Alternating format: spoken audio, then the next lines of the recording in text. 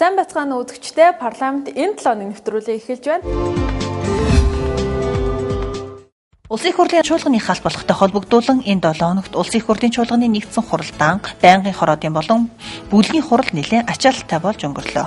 Даваа гарагт төсөв, эдийн засаг, нийгмийн бодлого боловсрол, соёл шинжлэх ухаан, аюулгүй байдал, гадаад бодлогын байнгын хороод хуралдсан бол мягмар гарагт хууль зүйн, нийгмийн бодлого, боловсрол, соёл шинжлэх ухаан, төсөв, эдийн засгийн байнгын хороод, лав гарагт төрийн байгуулалт, төсөв, эдийн засаг, хууль зүйн байнгын хороод хуралдлаа. Харин чуулганы нэгдсэн хуралдаан даваа, мягмар, лав пүрэв гарагт болсон юм. Улсын их хурлаар хэлэлцэж, олонний анхаарлыг татаж, маргаан хэлэлцүүлэг өрнүүлж байсан боловсролын тухай хуулийг эцсийн хэлэлцүүлэгт шилжүүлсэн бол жирэмссэн болон амарчсан эхийн тэтгэмжийг 26,200 төгрөгөөс 32,000 төгрөг болгон нэмэгдүүлэх. Өндөр насны тэтгэврийн нөхөн олгорыг 140,300, 162,500 болгон нэмэгдүүлэх Улсын их хурлын тогтоолыг баталлаа. Мөн 5 толгойн ордыг эзэмших тухай Улсын их хурлын 39-р тогтоолыг батлан иргэн бүрт 5 толгойн хувьцаанаас 20% эзэмшүүлж өсөх юм бол мөнгө хэлбэрээр буюу 1 сая төгрөгийг нь хувьцааны нэрлсэн үнэтэй дүүцүүлэн авах боломжтой болсон байна. Ийхүү энэ 7 хоногийн пүрэв гарагт Улсын их хурлын 2011 оны намрын чуулган хаалтаа хийлээ. Энэ удаагийн чуулганаар Улсын их хурл нийтдээ 188 хууль тогтоол, 10 гаруй олон улсын гэрээ хэлцээрийг баталсан байна. Энэ намрын чуулган Улсын их хурлын сонгуулийн хуулийг батлан гаргаснаар онцлогтой юм а. Одоо сонгуулийн хуулийг олон нийтэд сайтар сурталчилж, нийтээрээ нэг мөр ойлгож хэрэгжүүлэх шаардлагатай байна. Нэр дэвшигч болон нэр дэвшүүлэгч намууд хэн боловч сонгогчдыг эд бараа мөнгө төгрөг, бэлэг сэлт, үндсэлгүй хоосон амлалтаар татахыг бодохынч тэргүйг энэ хуулиас харж болно. Сонгуулийн хуулийн үзэл баримтлалын суурь зарчмын нэг бол нийгмийн баялагийг хайр гамгүй зарж сонгуульд үлэмж хөрөнгө зарцуулдгийг зогсооход чиглэгдсэн юм а. Саяхан сонгуулийн хороо сонгуулийн зардлыг тооцсон бидний гаргасан хуулийн үзэл баримталтай төдийлөн нийцэхгүй байна. Дүүрэгт гэхэд нэг нэр дэвшигчийн зардал дээд тал нь тэрбум төгрөгт хүрэх нэ. Жирийн иргэн яаж ийм мөнгөөр сонгуульд нэр дэвшин оролцох болж байна вэ? Хаанаас ийм мөнгийг олох вэ? Дахиад л хандив нэрээр авилгыг цэцгэлүүлэх, мөнгө цуглуулах эрэлд орох уу гэсэн асуудлууд гарч байна. Төрийн аль чатны албан хаагч нийтийн сонирхлыг уртл болгох энэ үүргээ биелүүлээгүй нөхцөлд хариуцлага хүлээх, сонирхлын зөрчлөөс урьдчилан сэргийлэх боломжуудыг хуульд тодорхой тусгаж өглөө. Төрийн албан хаагчдын салинг нэмэгдүүлэх болсны цаад агуулга нь төрд ажиллагчдын ажлыг сайжруулах, үүрэг хариуцлагыг улам өндөржүүлэх ганцхан зорилготой төрийн нийт албан хаагчид ойлгож байгаа баха. Улсын их хурл зээлийн мэдээллийн болон батлан даалтын тухай, хадгаламж зээлийн оршооны тухай хуулиуд баталсан иргэдийн хуримтлалыг баталгаажуулж зөв зарцуулах боломжийг нэмэгдүүлсэн байна. Хүний хөгжил сангаас хөөх хишгт бэлнээр 692 тэрбум төгрөг олгохын хамт 55-аас дээш насны эмэгтэй, 60-аас дээш насны эрэгтэйчүүд хөгжлийн бэрхшээлтэй иргэдэд 1 сая төгрөг олгохоор шийдсэн. Эдийн засгийн хөгжлийн шаардлага, нийгмийн захиалга, компанийн хуулийг бүрэн шинжилгэхэд хүргэлээ. Намрын чуулганаар батлаж гаргасан хууль, тогтоол, бодлогын баримт бичгүүд нь нийгэм эдийн засгийн амьдралд болон иргэдийн сэтгэл зовоосон олон асуудлыг шийдвэрлэж өглөө. Саяхан би сайдуудыг батлах үед засгийн газрыг улсын хурлын талд биш, харин ардминдээ нүүрэ харуулж ажиллахыг санал болгосон билээ.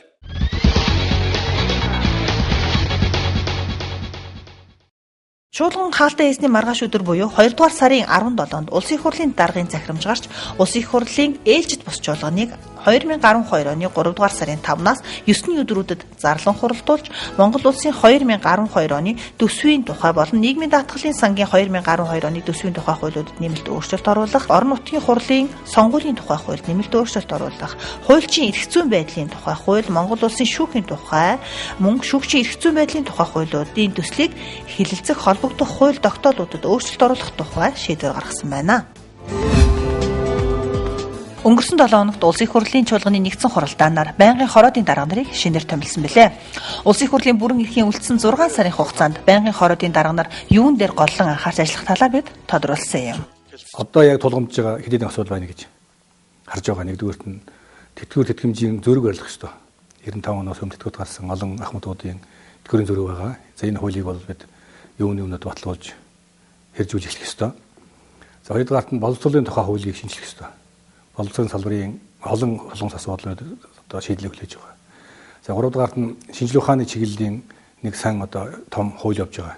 Инновацийн тухай хууль гэж хөрлөх юм бол оюуны хөдөлмөрийг эцсийн бүтээгдэхүүн болгох ийм одоо том хууль явж байгаа. Энэ гурван хууль одоо өнөөдрийн одоо бидний байнгын хорооны хурлаар хэлцэж үндсэндээ энэ чуулганы хугацаанд дуусгана гэсэн зорилттой ажиллаж байгаа. Улсын их хурлаас өмнө гаргасан 39 дугаар тогтоолыг энэ тогтоолд нэмэлт өөрчлөлт оруулах ажлын хэсэг гарсан.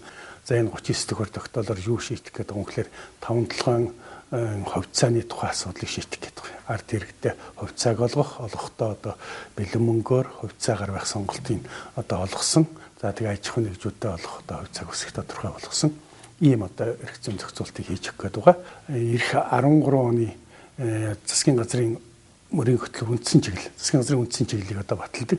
Тэр үндсэн чиглэлийг үндслээ төсвийн хүрээний мэдээлэл гардаг. Төсвийн хүрээний мэдээллийнхаа хайрцагт 13 оны төсвийг боловсруулдаг. Тийм учраас энэ одоо оногдсон үүргийн дагуу энэ дээр одоо ажлын хэсэг томилж ажиллах юм шаардлага байгаа. Өргөн баригдсан олон хууль бий л дээ. Галт засгийн тухай хууль байна. Энэ төсөв дэлбэрэх бодисын тухай хууль байна. Энэ хуулиудыг бол бас Монгол улсын иргэдэд хэрэгтэй, энэ хооронд хэрэгтэй бас хууль болох болов уу гэж би бас бодож байгаа. Тийм болохоор энийг бол мэдээж хэрэг өргөн байсныхаа хувьд бол цаашаа нэг бас нэг хилцүүлгэнд оруулах нэг хүсэлтэй байгаа гэдэг бас хэлсэн зүг баг. Ер нь бол өмнөх хилцүүлгээр ороод батлагдаад гарсан байгаа хуулиудын хэрэгжилтийг бол бас нэг хянж явах нь бол бидний үүрэг байгаа. Энэ дээр бол гол дуу төлөв ажиллах болов уу гэж бодож байна. Тэгэхээр 2012 оны маань төсөв батлагдаад одоо хэрэгжиж явж байна. Тэгээд хамгийн анхны одоо төсвийн байнгын хорооны дарга болоод авч хийж байгаа ажил маань төсвийн тодтголын асуудал байна л да. Төсвийн хэрэгжилтэн дээр хяналттай байна. За төсвийн хүрээний мэдээлэлгээд нэг баримт бичиг гардаг. Энэ бол Монголын төр ер нь энэ бизнес гадаад дотоодын бизнесийн хамт олон, бизнесийн нийгэмлэг, хөрөнгө оруулагчдад за мөн дотоодынхан Монголын иргэдэд дахин өгч байна. Бид нэрийн 1-2 жилдээ нэг төсөв иймэрхүү маягаар хөгжин, иймэрхүү маягаар зарлага гаргана, иймэрхүү маягийн орлоготой байна гэсэн. Улсын их хурлын гишүүн оюун нарын гишүүд хөгжлийн бэрхшээлтэй иргэдийн нийгмийн хамгааллын тухай хуульд нэмэлт өөрчлөлт оруулах тухай хуулийн төслийг боловсруулснаа Улсын их хурлын дэд дарга Батхүйд өргөн баярлаа. Нийгмийн халамжийн тухай хуульд хөгжлийн бэрхшээлтэй иргэдэд үзүүлэх үйлчилгээг 16 наснаас хойш үзүүлж байгаа бөгөөд хөгжлийн бэрхшээлтэй хүүхдийн асуудал хоосрогдож байгаа учраас энэхүү хуулийн төслийг боловсруулжээ. Өнөөдөр хөгжлийн бэрхшээлтэй 30 гаруй мянган хүүхэд байгаагаас 90 орчим хувь нь сургууль цэцэрлэгээс завсарддаг байна. Цаашдаа хөгжлийн бэрхшээлтэй хүүхдийг төрсөн даруйд нь улс бүртгэж хүүхдүүдийг багаас нийгэмшүүлж сургуульд хамрагдах боломжийг бүрдүүлэхэд анхаармаар байна гэсэн байр суурийг хуулийн төслийг санаачлагчид илэрхийлжээ. Улсын их хурлын гишүүн Гончиг Дорж Батүүлнаар бүрэн эрхийнхээ хүрээнд Монгол улсын засгийн газрын гишүүн Батлан хамгаалахын сайдын хоёрыг огцруулах тухай Улсын их хурлын тогтоолын төслийг Улсын их хурлын дэд дарга Батхүйд өргөн баярлаа. Батлан хамгаалахын сайдын хоёр сайдын зөвлөлийн хурлаараа зэвсэг түвшнийг байлдааны бэлэн байдалд оруулж зэвсэгт тоног төхөөрөмжөөр хангах тухай асуудыг ярьж энэ талаараа хэвлэл мэдээллийн хэрэгслээр ард олонны дунд 7 дугаар сарын 1 шиг үүмийн самун болбол айран бэлэн байдалд байх тухай тайлбар хийсэн нь үндсэн хуулийн 11-р зүйлийн 2-т Монгол улс өөрийгөө хамгаалах зэвсэг түвшинтэй байна гэж заасныг ноцтой зөрчиж байна. Мөн байлдааны бэлэн байдал тогтоох нь Батлан хамгаалахын сайдын бүрэн эрхийн асуудал биш тул бүрэн эрхээ хэтрүүлсэн байна гэж тогтоолын төсөл санаачлагчид үзэж байна. Төлөвчээр бол ягаад өнөөдөр энэ хамгийн том эмзэглэж ийнэхтэр зэрэг Монгол улсын зэвсэг түвшин болвол Нэгдүгээрт үндсэн хуулиар бол өөрийгөө хамгаалах зэвсэг хүчтэй байна. Монгол Улсын зэвсэг хүчин бол гадны халдлагаас улс орныхоо тусгаар тогтнолыг одоо хамгаалах ийм үндсэн чиг үүрэгтэй. За өөрөөр бидний гол эмзэглэж байгаа зүйл 1990 онд бидний арчсан хувьсгалаа хийгээд тэнд одоо өсгөлн зарлаад ингээд байж явах үед бол тэр үеийн айран бол бэлэн байдалтай байсан. Байлдааны бэлэн байдал зарлагдсан ийм байдалтай.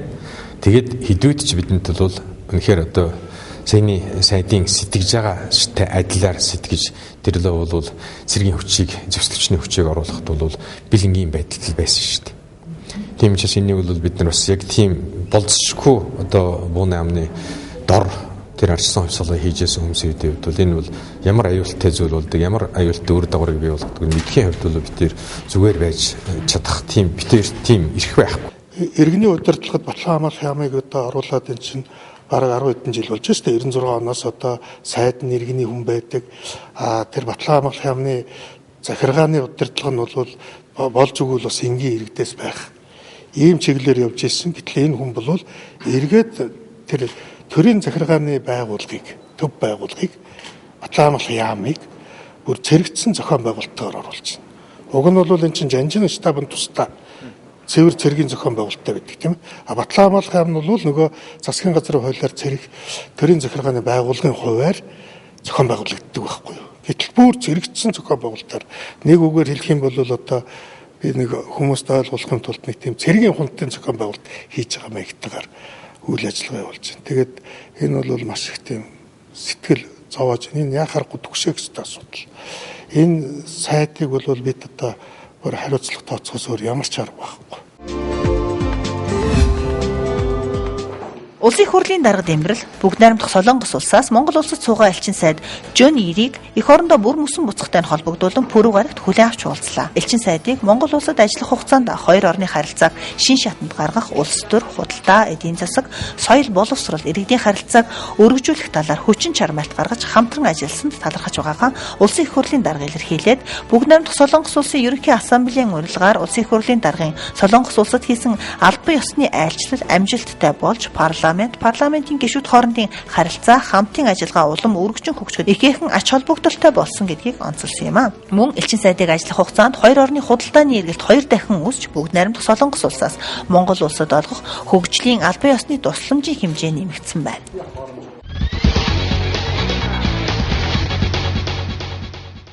Энэ 7 хоногийн даваа гарагт Улсын их хурлын дэд дарга Батхүү анх дугаар богд өндөр гигантзаан одар сэдвт эрдэм шинжилгээний баг хуралд оролцлоо. Өөр хангай аймгийн 9 жил сумын 80 жилийн ой арга хэмжээнд зохиогдож байгаа уг баг хурлыг шинжилгээ ухааны академи нүүдлийн соёл иргэншлийг судлах олон улсын хүрээлэнтэй хамтран зохион байгуулжээ. Өндөр гэгээнийхээ тэр одоо сайхан дүрийг сайхан одоо зөвхөн байгуулснараа бид өндөр гэгээний алдаршуулах, цааш нь түүний хийсэн бүтээсэн зүйл, түүний үзэл бодлыг, үзэл баримтлалыг хойч үедээ дэлхийн нийтэд сурталчлах, тийм сайхан ажил зүйчлийн зөвлөөр болгох ийм зүйлээр үйл ажиллагаа хийхээр бид нар зорж байна да. Мягмар гарагт Улсын их хурлын дэд дарга цагаатгалын комиссийн даргын хвалд улс төрийн хэлс хэрэгт хэлмэгдэгсдийг цагаатгаж нэр төрөө сэргээх ажилд оролцсон зарим хүмүүст хүндэт жоох бичиг гардууллаа. Иргэдэг улс төрийн хэлс хэрэгээс цагаатгаж нэр төрөө сэргээх ажил 2011 онд үргэлжилж 1509 хүнд холбогдох хэргийг шалгаж дуусгажээ. Тагнуулын ерөнхий газрын цагаатгалын тасгийн мөрдөн байцаагчид улс төрийн хэрэгт баривчлагдсан, мөрдөгдсөн, шийтгүүлсэн, хэрэгэн шалгагдаагүй шинээр илэрсэн гих зэрэг 6600 гаруй хэрэгээс 4131-ийг 3 жилийн хугацаанд шалгаж дуусгасан байна. Одоо 2000 гаруй хэрэг шалгадаагүй бөгөөд 2012 онд дуусгах юм байна. 2011 онд улсын дээд шүүх анхан шатны шүүхүүд улсын ерөнхий прокурорын газар нийт 689 хүнийг улс төрийн хэлс хэрэгээс цагаатгаж нэр төрийг нь сэргээсэн бөгөөд 71 иргэнд цагаатгалын үнэмлэх гэрчлэгийг олгосон байна.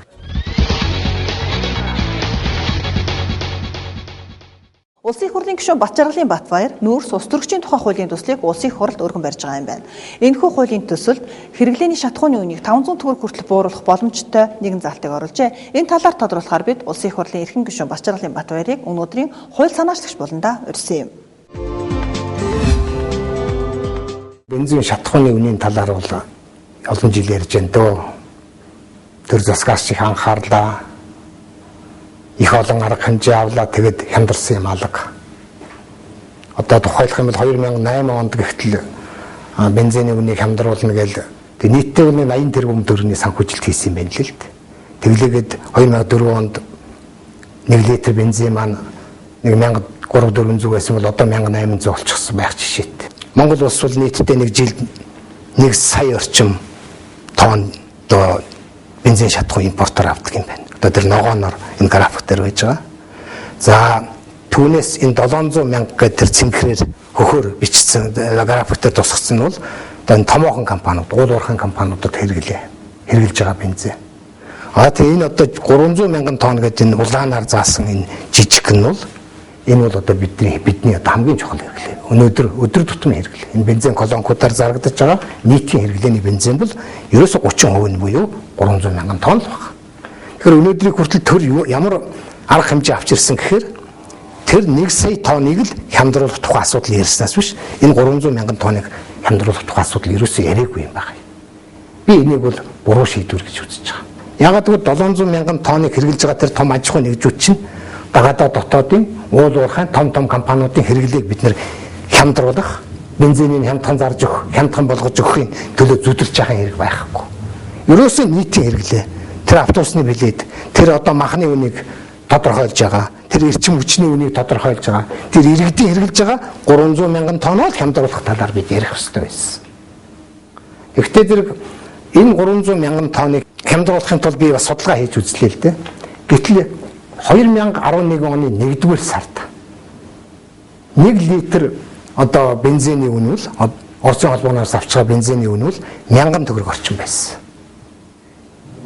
Гэтэл өнөөдөр яг 1 жилийн дараа 2012 оны одоо 2 сар гэхэд 300 төгрөгөөр нэмэгдээд 1300 төгрөг болсон байх юм. Одоо түүхийн нефтний үн буугаад байхад яагаад та нар 300 төгрөг нэмж байгаа юм бэ гэхээр Оросын холбооны улс экспортын татварыг биднийг төлөвсөн гэдэг ийм хариулт өгдөг.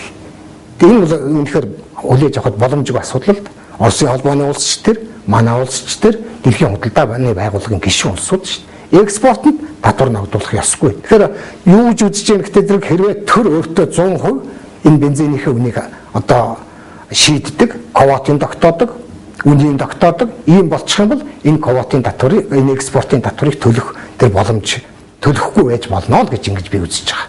Тэгвэл бол 1 литр бензиний үнийг 1000 төгрөг гэж үзэж болно.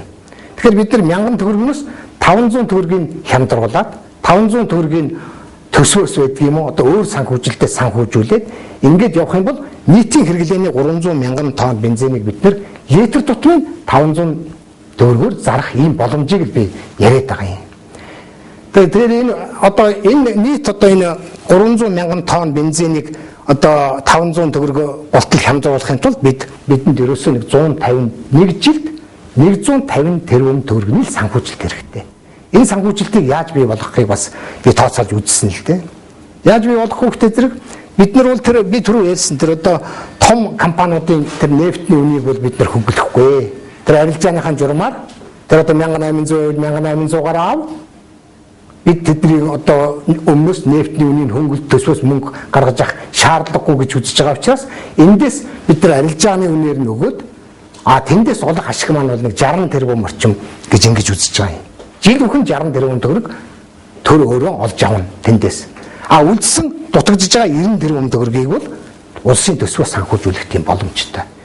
Тэгэх юм бол нийтдээ 150 тэрбум төгрөгийн тэр дутагдж байгаа санхүүжилт маань бий болно гэж ингэж би үзэж байгаа юм.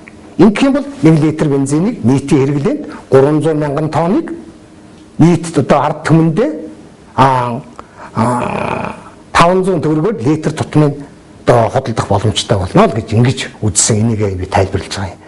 Парламент энэ 7 оны нэвтрүүлэгтээ хамт байсан үзэгч та бүхэнд баярлалаа. Нэвтрүүлгийг Улсын их хурлын тамгын газрын хэвлэл мэдээлэл олон нийтэд харилцах хэлтсийн хууль сурталчлах албанаас бэлтгэн хүргэлээ. Дараагийн 7 хоногт шинэ нэвтрүүлэгтээр эргүүлцлээ. Түр баяртай үзэгчтэй.